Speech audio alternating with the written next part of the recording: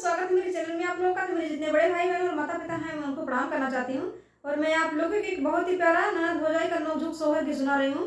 मेरा गाना अच्छा लगे तो वीडियो को लाइक शेयर सब्सक्राइब जरूर करें और प्लीज़ मेरे चैनल को ज़्यादा से ज़्यादा सपोर्ट करें। धन्यवाद।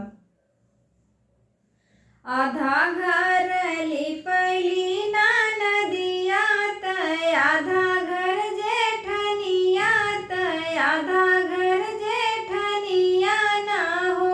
भाभी देना दे तू सोने का तिलरिया तब घराली पब हो। भाभी देना दे तू सोने का तिलरिया तब घराली पब हो।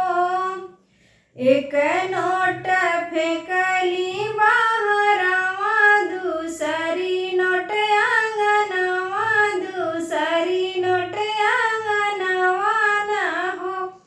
ननदाले नाले हूँ घर कली पनिया, तिलरी नाही देबई हो। ननदाले नाले हूँ घर कली पनिया, तिलरी नाही देबई हो। घरा में से निकर नदिया त भैया पैया लगी गईनी, भैया पैया लगी गईनी हो। भैया चली चला भीतरी महलिया के झगड़ा छोड़ावा न हो।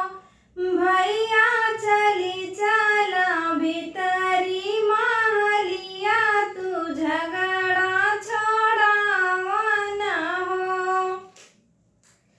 धवल धूपल आए भैया अंगन, तड़की बोलिया बोल, गरजी बोलिया बोल, घुड़की बोलिया बोल न हो। धाना देना देहू सोने का तिलरिया, बहिनी हमारी ब्राह्मण हो। धाना देना देहू सोने का तिलरिया, बहिनी हमारी ब्राह्मण हो। जाई धाना